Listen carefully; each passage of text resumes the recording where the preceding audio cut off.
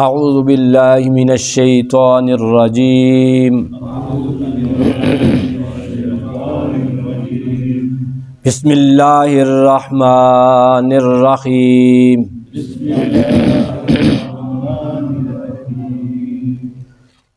وہو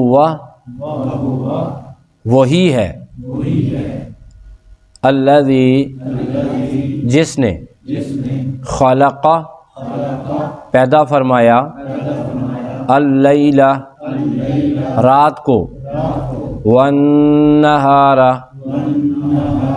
اور دن کو والشمس اور سورج کو والقمر اور چاند کو کلن سب کے سب فی فلکن اپنے اپنے مدار میں یسبحون تیر رہے ہیں صدق اللہ العظیم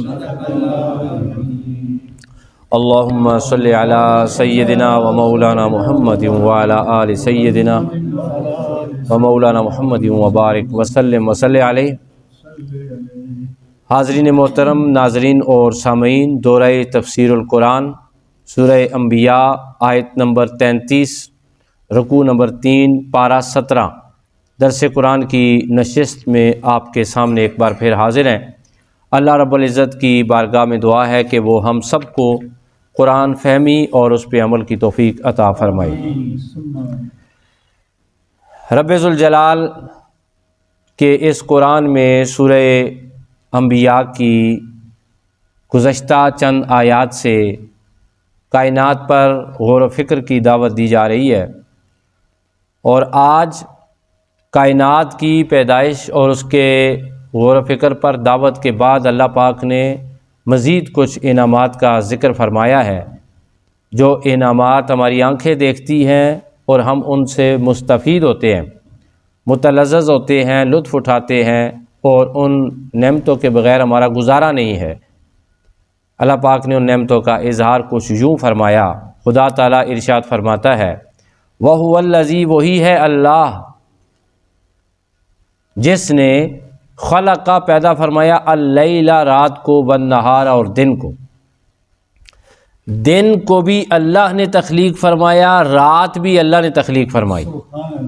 اب دیکھیں اللہ پاک نے کائنات میں جو نظام شمسی ہے اور نظام قمری ہے اس کو اس انداز میں ترتیب دیا، ڈیزائن کیا کہ سورج جس وقت زمین پہ پڑتا ہے تو جس حصے پہ سورج کی روشنی پہنچتی ہے زمین کا وہ حصہ دن میں تبدیل ہو جاتا ہے، اور جس حصے پر روشنی نہیں پہنچتی وہ حصہ رات ہوتا ہے۔ اور رات میں اللہ پاک نے سکون پیدا فرمایا ہے، اور دن کو اللہ پاک نے معیشت کے سامان پیدا فرمائے ہیں۔ رات اور دن کائنات کے اندر سائنسدان جتنے بھی ہیں وہ اپنی اپنی کوشش کر رہے ہیں۔ اللہ پاک نے جو خزانے ان کے لیے چھپا کے رکھے ہیں اور ان کو تلاش کرنے کا حکم دیا وہ تلاش کر رہے ہیں، لیکن کیا کوئی ہے جو رات کو روک سکے یا دن کو روک سکے، یا کوئی ہے جو اس جیسی تخلیق کر سکے؟ اس کے لیے تو ہمیں زمین سے اٹھ کر کائنات کی کسی ایسی جگہ پہ بیٹھنا پڑے گا جہاں پہ ساری کائنات ہمیں نظر آتی ہو اور ہم اس پہ کمند بھی ڈال سکتے ہوں۔ ایسی قدرت ہمارے پاس نہیں ہے۔ وہ کاریگری، وہ قدرت، وہ ملکیت اور وہ مختار اور اختیار صرف اللہ تعالیٰ کی ذات کے پاس ہے۔ اور یہ بھی ذرا اندازہ لگائیں کہ اللہ پاک نے انسانوں کی نفسیات کے مطابق، انسانوں کے ذہن کے مطابق رات اور پھر دن، دن اور پھر رات، اس کا تغیر اور تبدل پیدا فرمایا۔ اب دیکھیں ہمارے ہاں دن بھی ہے رات بھی ہے، اگر رات ہی رہے، اللہ چاہتا تو رات ہی بنا دیتا، بھائی رات کے اندر ہی رہو۔ انسان کے اندر، طبیعت کے اندر کتنی اکتاہٹ پیدا ہو جاتی، تھکاوٹ پیدا ہو جاتی۔ دن ہی رہتا رات نہ ہوتی، گرمی رہتی سردی نہ ہوتی، سردی رہتی گرمی نہ ہوتی۔ بعض علاقوں میں ہے، ڈیٹیل میں جانے کی ضرورت نہیں ہے، آپ دیکھتے رہتے ہیں کہ سربیا جو روس کا ایک علاقہ ہے وہاں پہ 6 مہینے سردی اور 6 مہینے معمولی سی گرمی، اور بعض ایسے دنیا کے علاقے بھی ہیں جہاں پہ 6 مہینے رات اور 6 مہینے دن، اور دنیا کا ایک حصہ ایسا بھی جسے انٹارکٹیکا کہتے ہیں، انٹارکٹیکا کے اندر صرف اور صرف سردی ہے اور برف پوش علاقہ ہے وہ سارا، لیکن اللہ پاک نے جہاں انسانوں کی رہائش ہے زیادہ تر، انہیں موسم، ہر قسم کا موسم عطا فرمایا اور رات اور دن کی لذت بھی عطا فرمائی۔ خدا تعالیٰ ارشاد فرماتا ہے قرآن حکیم کے اندر ایک دوسرے مقام پہ کہ دن کو ہم نے تمہاری معیشت کا سامان پیدا کیا اور رات ہم نے تمہارے سکون کے لیے پیدا فرمائی۔ رات آتی ہے تو ہمیں نیند بھی آ جاتی ہے اور ہماری تھکاوٹ ساری دور ہوتی ہے۔ پھر اللہ تعالیٰ ارشاد فرماتے ہیں والشمس والقمر، اور ہم نے تمہارے لیے سورج اور چاند بھی پیدا فرمائے۔ دیکھیں چاند کا الگ حسن اور الگ تمازت اور الگ فائدہ ہے، اور سورج جو ہے اس کا الگ ٹیسٹ اللہ پاک نے بنایا ہے۔ سورج گرم روشنی دیتا ہے اور چاند ٹھنڈی چاندنی دیتا ہے۔ رات کا حسن ان چاند اور تاروں کے ساتھ ہے، رات کا حسن چاند اور تاروں کے ساتھ ہے جو کہ اللہ تعالیٰ کی تخلیق کردہ ہے۔ اور اللہ تعالیٰ ارشاد فرماتے ہیں کل فی فلک یسبحون، سب کے سب اپنے مدار میں، اپنے فلک میں تیر رہے ہیں۔ علامہ شاہ احمد رؤوف مجددی رحمۃ اللہ تعالیٰ علیہ لکھتے ہیں کہ تم نے انسانوں کو، حیوانوں کو یا کچھ چیزوں کو پانی میں تو تیرتے ہوئے دیکھا ہے، ذرا زمین سے باہر نکل کر تصور میں دیکھو کہ خدا کی کائنات میں یہ سورج ہے، یہ چاند ہے اور بہت سارے اور دوسرے سیارے ہیں، یہ اللہ کے حکم سے تیر رہے ہیں، ان کے پاس پانی بھی نہیں ہے اور کسی سپورٹ کے بغیر تیر رہے ہیں۔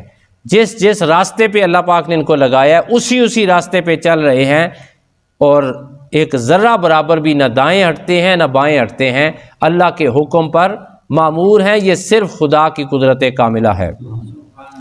اچھا، کائنات پر غور و فکر کی جو دعوت ہے قرآن حکیم ہمیں بار بار دیتا ہے۔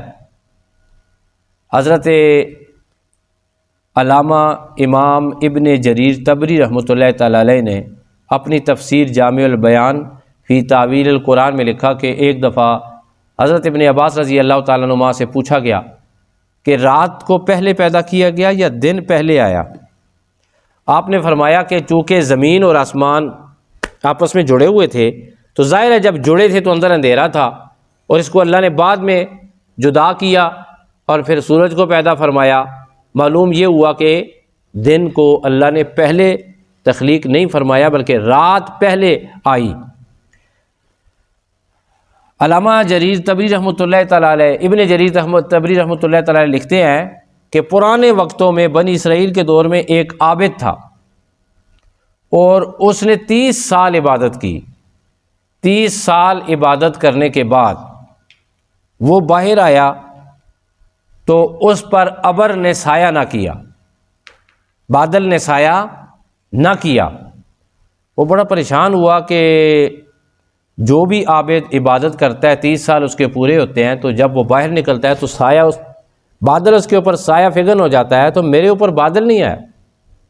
اس نے اپنی اماں جی سے دریافت کیا کہ والدہ محترمہ کیا بات ہے کہ میں باہر آیا ہوں میرے اوپر بادل نہیں آیا؟ اس کی ماں نے کہا کہ تو نے کوئی گناہ کیا ہوگا۔ اس نے کہا جی ناممکن، میں نے ان 30 سالوں میں کوئی گناہ نہیں کیا۔ پھر ماں نے کہا بیٹا تو نے کوئی گناہ کا ارادہ کیا ہوگا؟ کہنے لگا بالکل امکان نہیں ہے، میں نے گناہ کا ارادہ بھی نہیں کیا۔ پھر ماں نے کہا کہ پھر ایسا ہوا ہوگا کہ تو نے چاند کو دیکھا ہوگا، ستاروں کو دیکھا ہوگا، آسمان کو دیکھا ہوگا، سورج کی تمازت کو دیکھا ہوگا، پہاڑوں کو دیکھا ہوگا، کائنات کو دیکھ کے نگاہ بغیر غور و فکر کے لٹا کے واپس لے آیا ہوگا کہ کائنات میں تو یہ تو غور و فکر کرتا کہ اللہ پاک نے اتنی حسین کائنات بنائی ہے اور یہ ساری چیزیں ہمیں اس کی معرفت کا پتہ دیتی ہیں، تو اس کو یاد کیے بغیر، اس کی ذات میں ڈوبے بغیر، اس کی طرف دھیان لے جانے کے بغیر اپنی نگاہ کو واپس لوٹا کے لے آیا ہوگا۔ اس عابد نے کہا کہ ایسا تو برابر ہوتا چلا آ رہا ہے، میں کبھی بھی کائنات پہ غور و فکر کر کے اس کی ذات تک نہیں پہنچا۔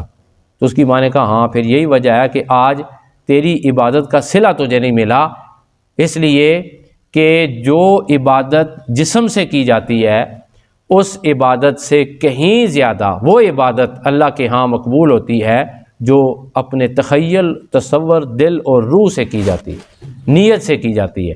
تو جس وقت بندہ اللہ کے سامنے جھکتا ہے تو اس کا جو جھکنا ہے، اس کا رکوع ہے، اس کا سجود ہے، اس کا قیام ہے، اس کا خدا کے سامنے کھڑا ہونے کا انداز ہے، وہ بھی تب قبول ہوتا ہے جب اس کے تصور میں ہو کہ میرے سامنے میرا رب جو ہے وہ موجود ہے اور میں اس کی بارگاہ میں سجدہ کر رہا ہوں۔ نبی پاک صلی اللہ علیہ وسلم نے فرمایا کہ تم جس وقت اس کے سامنے نماز پڑھو تو ایسے پڑھو کأنک یراہ، کہ جیسے تم اسے دیکھ رہے ہو۔ اگر یہ تصور نہ ہو سکے تو کأنہ یراک، تو یہ تو تصور کر لو کہ وہ تمہیں دیکھ رہا ہے، صلی اللہ علیہ وآلہ وسلم۔ تو میرے پیارے دوستو، کائنات کی ہر چیز، سورج، چاند، دن، رات، کیفیات، یہ ہم سب کو اپنی خدا کی قدرت کاملہ کی طرف توجہ کی دعوت دیتے ہیں۔ اللہ تعالی ہم سب کو اپنی معرفت کائنات پر غور و فکر کے ذریعے عطا فرمائے۔ وآخر دعوانا ان الحمد للہ رب العالمین۔